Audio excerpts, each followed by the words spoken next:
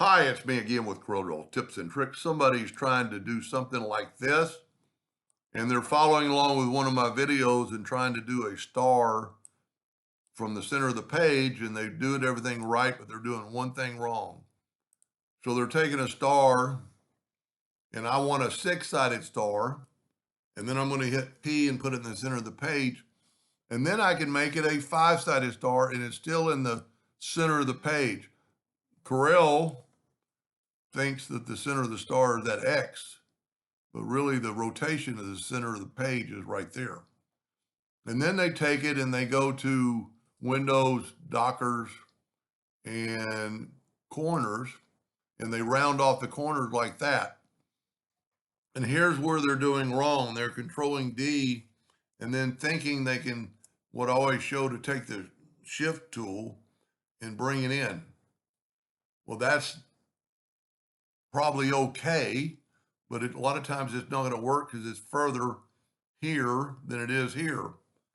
So my suggestion on that is take another six-sided star and hit P, and then make it a five-sided star. And then let's round off the corners.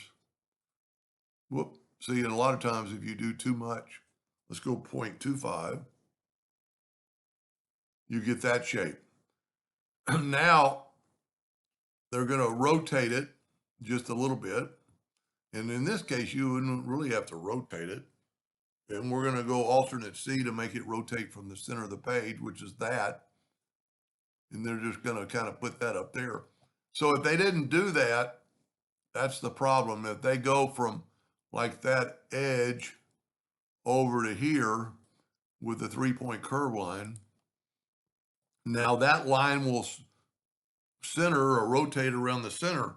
So we're going to control D, alternate C, and we're going to rotate it 72 degrees. And see, that way it perfectly matches up. If you don't do that, it's not going to match up.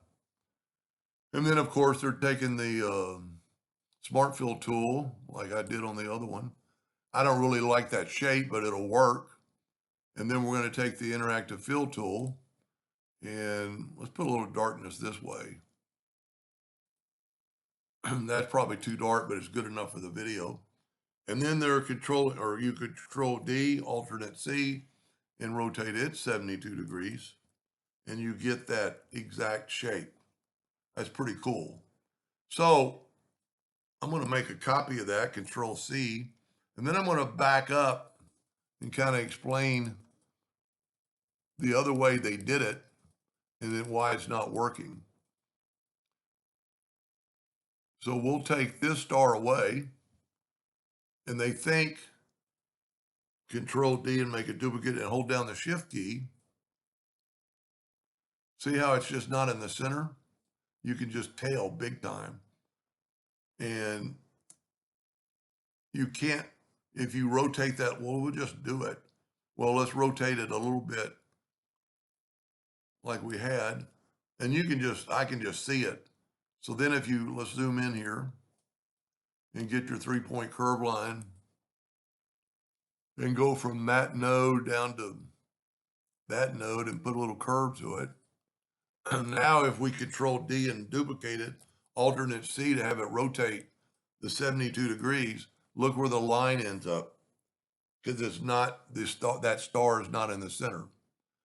So just like I did, instead of doing that, take your six-sided star, set on 6, hit P, put it in the center of the page. See how it matches up with the X and the lines?